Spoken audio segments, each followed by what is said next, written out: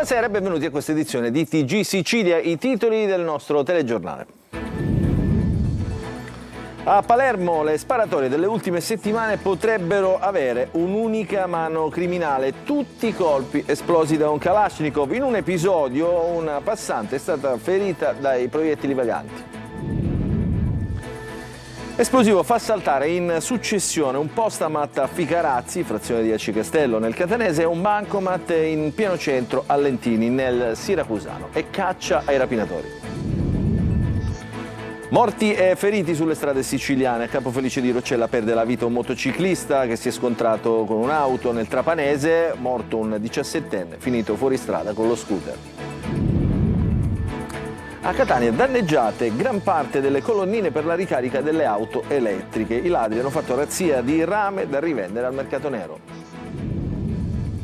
Rina Junior fa ancora discutere. Il figlio del capo dei capi, ospite in una radio ungherese, presenta il suo libro e racconta episodi della sua vita familiare tra scherzi e battute. A Priolo un'insegnante accusata di maltrattamenti fisici e psicologici su un bambino in classe. I genitori denunciano, la maestra finisce domiciliare. Calcio, ultimi giorni di lavoro in sede per il Catania prima del ritiro a Veronello, che servirà a preparare i play-off. Toscano recupera qualche giocatore infortunato.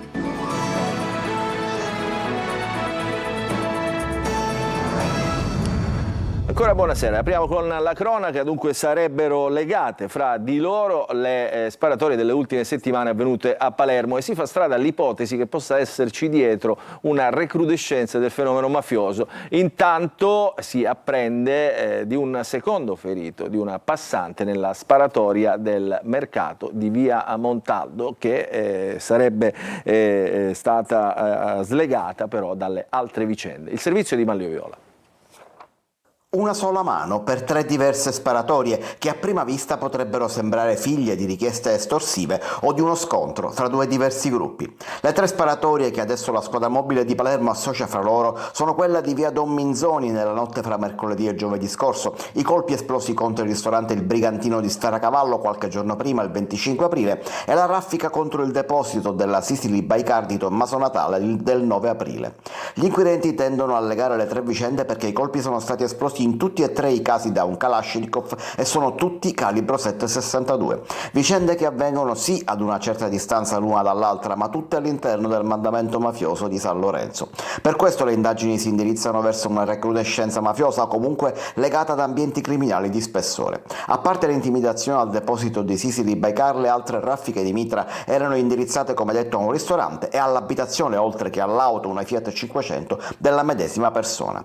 Vicenda diversa invece sarebbe quella della sparatoria del mercato di via Montalbo, che inizialmente era stata accostata alle altre. Oltre a Danilo Dignoti, 37 anni, ritenuto il bersaglio dei 2 aggressori in ciclomotore che lo hanno ferita a una coscia, proiettili vaganti hanno ferito in modo non grave anche una donna che si trovava a passare e si stava recando presso la medesima macelleria dalla quale Dignoti era appena uscito al momento dell'agguato. La donna di 67 anni è stata raggiunta da un proiettile al gluteo e da una scheggia metallica alla coscia sinistra e si trova ricoverata nel reparto di chirurgia del polo traumatologico dell'ospedale Villa Sofia. Rapinatori scatenati, esplosivo fa saltare in aria in successione un postamat a Ficarazzi, ad Aci Castello nel Catanese, e un bancomat in pieno centro a Lentini nel Siracusano. In entrambi i casi indagano i carabinieri. Il servizio di Tonino De Mana. Hanno piazzato una potente carica esplosiva, in gergo tecnica della marmotta, con l'obiettivo di far saltare il postamat e di arraffare il denaro. Missione compiuta soltanto a metà, visto che, nonostante i danni provocati all'ufficio postale di via Tripoli a Ficarazzi, frazione di Aci Castello, la cassaforte non è stata sottratta. L'assalto si è verificato intorno alle 4 del mattino, con la deflagrazione che ha sventrato anche un muro del vicino appartamento. Io ho sentito mentre ero a letto il boato e mi aspettavo di sentire anche le sirene dei carabinieri o della polizia. Me lo sono immaginato che avevano fatto scoppiare qua il bancomat, come si chiama. Amara sorpresa per chi, in mattinata, si è recato all'ufficio postale o per chi, semplicemente, doveva prelevare. Più tardi, se vado in altra posta a San Gregorio, alla Cicastello là sotto, non lo so. I nostri soldi ne potremmo pigliare. per necessità devo pagare cash, mi ritrovo in problemi. Sul posto sono intervenuti i carabinieri, la scientifica e gli artificieri. Al vaglio degli inquirenti i filmati dei sistemi di videosorveglianza della zona. Colpo riuscito e bottino da quantificare invece allo sportello bancomat della BNL in piazza Beneventano a Lentini. Sul posto sono intervenuti i carabinieri. Paura tra i residenti svegliati dal forte boato. E questi primi giorni di maggio sono stati segnati anche da gravi incidenti stradali. Nel palermitano Campofelice di Roccella è morto un motociclista di 39 anni, a Cefalù condizioni critiche invece per un bambino di 5 anni investito sul lungomare da un furgoncino. A Bolognette invece grave un sedicenne coinvolto in un altro scontro. Il servizio. 1° maggio drammatico sulle strade della Sicilia occidentale. Nella notte è morto Davide Bellina, 39 anni, dopo lo scontro tra la sua moto e una jeep sulla statale 113 a Campofelice di Roccella. Trasportato all'ospedale Giglio, i tentativi dei medici sono stati inutili. Restano gravissime le condizioni del bambino di 5 anni investito ieri sul lungomare di Cefalù da un furgoncino. Ricoverato a Palermo all'ospedale Villa Sofia è in neurorianimazione. Il trauma cranico preoccupa e sono in corso nuovi accertamenti. Altro incidente a Bolognetta. Un ragazzo di 16 anni è rimasto ferito nello scontro tra uno scooter e un'auto. È in codice rosso all'ospedale civico. Indagano i carabinieri per chiarire dinamica e responsabilità dell'incidente. E a Custonaci nel Trapanese un altro incidente stradale mortale, è costato la vita a un giovane che ha perso il controllo dello scooter finendo fuori strada. Adesso andiamo a Catania, dove sono state depredate centinaia di colonnine di ricarica delle auto elettriche. La transizione ecologica dunque in Sicilia rischia una pesante battuta d'arresto, il tutto per rubare il rame. Il servizio. Depredate o vandalizzate, nel 90% dei casi per rubare il rame, il cosiddetto oro rosso. L'altra faccia del passaggio alle auto elettriche è quella degli assalti predatori alle infrastrutture per la ricarica, con la Sicilia che sta vivendo un'emergenza che colpisce la mobilità sostenibile. È sistematica la distruzione delle colonnine, prese di mira da bande specializzate a Catania come a Palermo, passando per Messina e le province dell'entroterra, diversi casi segnalati nell'Ennese.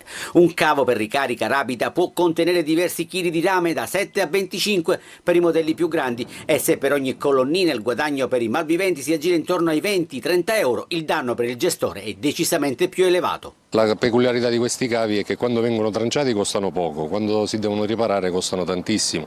Riparare una colonnina del genere quanto può costare? Anche 1000 euro. Un disservizio che colpisce tutti. Vorrei ritornare all'endotermico se questa situazione continua, perché non mi consente di fare lunghi tragitti. Serve controllo e attenzione, perché anche quando troviamo auto che non devono ricaricare, che occupano il posto di ricarica, l'unico disponibile, se cerchiamo aiuto nelle forze dell'ordine intervengono con i loro tempi. I continui furti denunciati dagli automobilisti ricadono negativamente sul turismo e frenano il passaggio alla transizione ecologica dell'isola. Il conducente di un autobus di linea a Marsala, nel Trapanese, avrebbe schiaffeggiato un ragazzo dopo che questi l'aveva insultato perché era stato invitato a non fumare all'interno del mezzo pubblico. Un passeggero ha ripreso la scena e nel frattempo il comune di Marsala ha disposto una indagine amministrativa. Adesso parliamo del figlio del capo dei capi Totò Riina, il figlio Salvuccio, che torna a far parlare di sé, ospite di una radio ungherese, ha presentato il suo libro, ma si lascia andare ad affermazioni che addirittura suscitano l'ilarità dei conduttori. Sentiamo di che cosa si tratta in questo servizio di Emanuela Corsi. Si viveva nell'amore a casa di Totò Riina e poco importa se fuori dalle mura domestiche si spargeva sangue o non si contavano più i morti, ma in casa si viveva una vita normale. Salvuccio Riina torna a far parlare di sé, questa volta per un'intervista rilasciata in Ungheria a Radio 1. Ospite del morning show Balazsek, il terzogenito del boss di Cosa Nostra ha presentato il suo libro Riina Family Life. Dobbiamo baciare un anello col sigillo, ha esordito il conduttore Sébastien Balázs. Salvuccio Riina si schermì premonisce: no, non bisogna baciare alcun anello. Per 4 mesi ogni mattina lo show radiofonico più seguito in Ungheria, con una media di 1,5 milioni di ascoltatori, ha dedicato spazio tra il serio e l'ironico al libro scritto dal terzogenito del superboss dopo aver scontato 8 anni e 10 mesi per associazione mafiosa. Come sigla, la musica del Padrino. Finora abbiamo sentito parlare di omicidi, sentenze, attentati. Tu hai scritto questo libro per mostrare il lato positivo di tuo padre, chiedono gli intervistatori. Rina risponde: per quanto mi riguarda, in famiglia vivevamo una vita normale. Per noi bambini la cosa più importante era che vivevamo nell'amore. In studio ridono e commentano: questo è rassicurante, non avrei potuto vivere con l'idea che un boss mafioso non viva nell'amore. Non è la prima volta che un'intervista a Salvuccio Rina faccia discutere. A settembre dello scorso anno, ospite di un podcast di 2 ragazzi palermitani, aveva incensato il padre senza però un contraddittorio. Un episodio che aveva indignato l'opinione pubblica e pure l'ordine dei giornalisti. Adesso andiamo a Priolo, nel siracusano. Finisce agli arresti domiciliari una maestra accusata di aver maltrattato con violenze fisiche e psicologiche un bambino della classe. Il servizio di Francesco Aloi. A Priolo Gargallo c'è indignazione per quello che è successo in una scuola. Secondo chi indaga, un insegnante ha maltrattato un bambino, sia psicologicamente che fisicamente. Per questo il GIP del Tribunale di Siracusa ha disposto i domiciliari. A lanciare l'allarme è stata la famiglia del minore, che ha contattato la polizia. Una denuncia che ha subito fatto attivare gli investigatori. Per approfondire il caso stanno continuando a raccogliere testimonianze, con un obiettivo: fare piena luce su un fatto che, se confermato, sarebbe gravissimo. Intanto, in attesa di capire meglio cosa sia accaduto nell'istituto comprensivo, a Priolo non si parla d'altro. E a Milazzo invece i carabinieri hanno arrestato un uomo per violenza sessuale su un minore. Il provvedimento dopo una denuncia della madre della vittima. L'uomo avrebbe attirato in spiaggia con un pretesto il minorenne che giocava in casa con i coetanei per poi abusarne sessualmente. Adesso parliamo dell'emergenza idrica in provincia di Caltanissetta, di Agrigento. A Montevago si corre ai ripari, partono i lavori per una nuova condotta che collocherà la sorgente San Nicola al serbatoio comunale. Il servizio di Davide Sarto. Sete di acqua in provincia di Agrigento, ma da Montevago arriva un segnale concreto: contro la crisi si passa all'azione. In un territorio sempre più in difficoltà per la carenza idrica si aprono cantieri che puntano a dare risposte immediate. A Montevago sono partiti i lavori per captare la sorgente San Nicola e collegarla al serbatoio comunale. Un intervento strategico inserito tra le priorità per fronteggiare l'emergenza acqua che interessa non solo questo comune, ma gran parte della provincia di Agrigento. L'obiettivo è semplice: aumentare la disponibilità idrica e rendere più stabile la distribuzione. La nuova condotta, pronta in circa 100 giorni, garantirà un flusso costante di acqua, migliorando il servizio per i cittadini. Un'opera concreta, mentre intere comunità continuano a fare i conti con turnazioni e disagi quotidiani. Da Montevago arriva quindi un segnale che guarda oltre i confini locali. Interventi come questo possono diventare un modello anche per altri territori siciliani, chiamati a reagire ad una crisi che ormai è strutturale. Piccoli cantieri, grandi risposte. È da qui che può partire il rilancio della rete idrica in tutta l'isola. E adesso parliamo dell'assaggio di estate in questo ponte del 1° maggio, cominciato ieri, che si concluderà domani sera. Siamo stati a Marina di Ragusa, dove si respira in effetti già aria da vacanza, residenti e turisti affollano il litorale, c'è il sole, la prima tintarella e c'è anche qualche temerario che si tuffa a mare. Il servizio di Veronica Barbarino.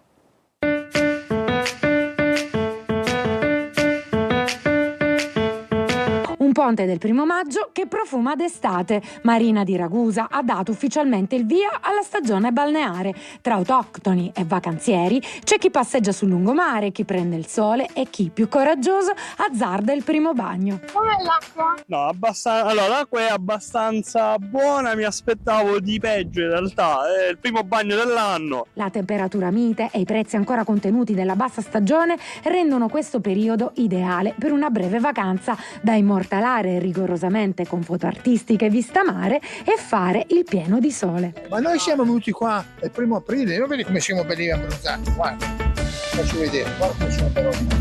Questo è il primo sole? Il primo sole, assolutamente, si vede anche il primo sole. E io spesso, anche 4-5 volte l'anno, quando posso vengo giù in Sicilia. Per me la Sicilia è qualcosa di meraviglioso. Un buon inizio di stagione, come sottolinea Federalberghi. I flussi sono in aumento come del resto in tutta la Sicilia, particolarmente in provincia di Ragusa sono aumentati i flussi tedeschi, francesi e anche con l'avvento del catamarano ci sono anche flussi maltesi, soprattutto al porto turistico. La voglia di sole, mare e relax non manca e la Sicilia ancora una volta sa come soddisfarla. Voglia di sole, voglia di relax che ci sarà sicuramente domani anche a Catania, visto che è previsto bel tempo, però attenzione perché oltre al bel tempo sono previste anche modifiche alla circolazione in Viale Kennedy nella zona della Playa, perché sarà in corso una gara podistica, quindi il lungomare Kennedy sarà chiuso in parte dalle 7 del mattino fino al tardo pomeriggio, istituito un divieto di transito in una delle corsie del lungomare in direzione Siracusa, nel tratto compreso dalla rotatoria del Palaghiaccio fino alla rotatoria della strada provinciale 53 San Francesco l'Arena. La polizia municipale invita gli automobilisti che volessero recarsi al mare o comunque sul posto a utilizzare la viabilità alternativa.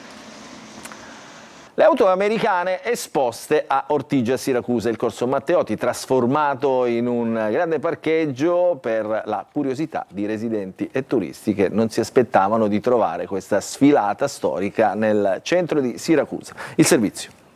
Noi siamo uscite per venire a fare colazione, abbiamo visto tutte queste auto e non ce l'aspettavamo proprio, zero, completamente, che poi sono pure bellissime. Oltre alle meraviglie di Ortigia, chi fa una passeggiata in centro fotografa anche queste auto. Siamo venuti per visitare la città, ma abbiamo trovato una bella sorpresa, tante belle macchine americane. Mio nonno anche ha una autoconcessionaria, quindi gli racconterò di aver visto.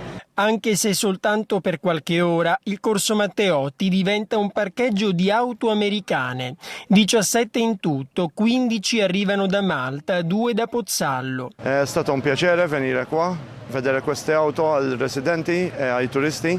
La gente, quando si vede, specialmente quelli di epoca, anche vanno indietro nella memoria. Una grande sorpresa per gli appassionati delle 4 ruote, ma anche un'occasione per tuffarsi in questo mondo. La grande partecipazione spero ci porti a ripetere in futuro altre iniziative di questo genere.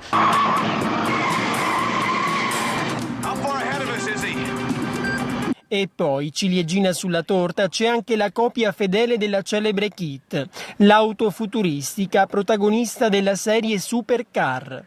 Costruito 11 anni fa questa replica di Kit. Ma con quest'auto la fermano tutti? Sì, diciamo che sono sempre fermato, anche dalle forze dell'ordine, ma giusto per fare delle foto, dei selfie. Adesso ci occupiamo di musica, grande successo a Raffadali per il ritorno in concerto dal vivo di Giusy Ferreri, il servizio di Davide Sardo.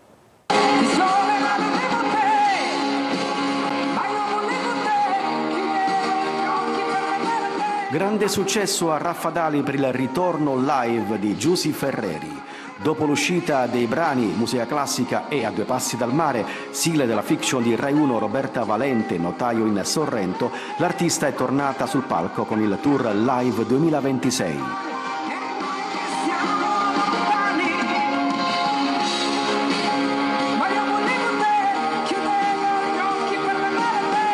Il concerto, anteschena il 1° maggio in Piazza Progresso, ha richiamato un pubblico numeroso per un evento a ingresso libero. Un live intenso e coinvolgente con una scaletta che ha attraversato le tappe più importanti del suo percorso musicale. Da Non ti scordar di me fino alle produzioni più recenti, la cantante siciliana ha alternato momenti coinvolgenti a passaggi più intimi, creando un forte legame con il pubblico presente. Applausi e cori hanno accompagnato l'intero spettacolo, trasformando la piazza in un grande spazio condiviso di musica e partecipazione. Un successo che conferma il forte richiamo dell'artista e rilancia Raffadali come palcoscenico di eventi di rilievo, aprendo ufficialmente la stagione dei concerti all'aperto.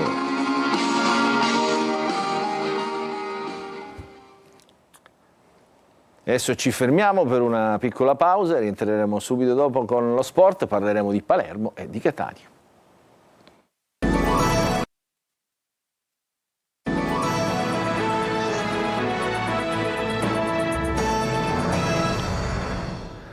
Rientriamo in diretta nella seconda parte del nostro telegiornale, apriamo la pagina del calcio, cominciamo con il Palermo che già comincia a concentrarsi ai play-off. Ieri al Barbera il successo per 3-2 contro il Catanzaro, Inzaghi ha detto avremmo meritato la promozione diretta, il servizio di Marco Bulla.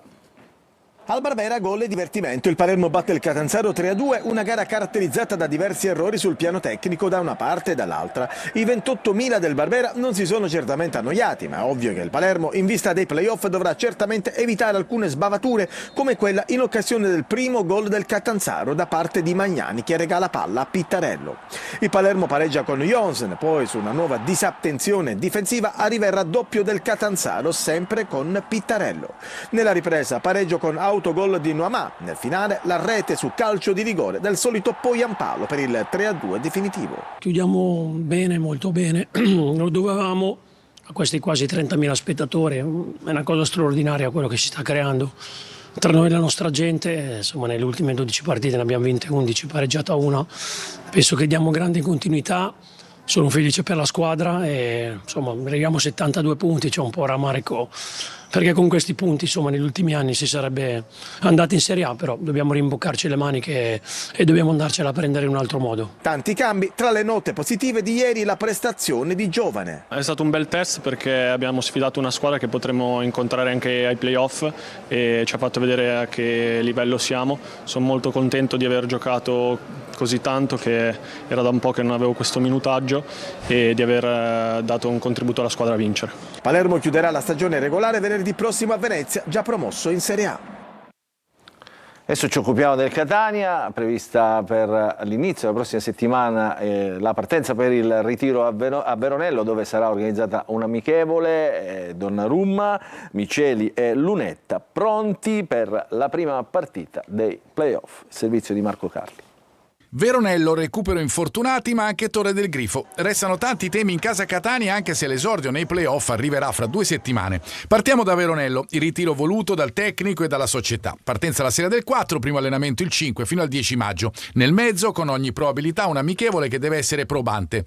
Infortunati, Donnarumma e Miceli ci saranno per la prima partita dei playoff. Lunetta, come detto anche la Toscano, combatte da tempo con il problema all'adduttore che ne ha frenato le prestazioni, ma il giocatore ha sempre dato il massimo e lo farà nei playoff, dove inevitabilmente il recupero non può essere ottimale visto che si gioca ogni 3 giorni. Per Casasola l'obiettivo è il 20 maggio, ritorno dei quarti di finale, ed è una data chiave perché sappiamo quanto il giocatore sia fondamentale per la manovra del Catania e per il 3-4-2-1 di Toscano. Per Rolfini e Corbari tempi più lunghi, si va oltre i quarti di finale. Mentre la squadra si sposta a Veronello, la società lavora per Torre del Grifo. Obiettivo: i 2 campi in erba dove è già stata portata l'irrigazione, poi la sede e gli spogliatoi, la pulizia del centro anche dalla terra dell'Etna che è piovuta in questi anni ha richiesto tempo. Al momento il cronoprogramma potrebbe prevedere ritiro fuori e avvio della stagione dalle settimane che precedono immediatamente il campionato finalmente nella casa rossa-azzurra. Ma ancora è presto per parlare del prossimo torneo. Ce n'è uno, questo, da completare e nel miglior modo possibile. Adesso ci fermiamo, ancora una piccola pausa.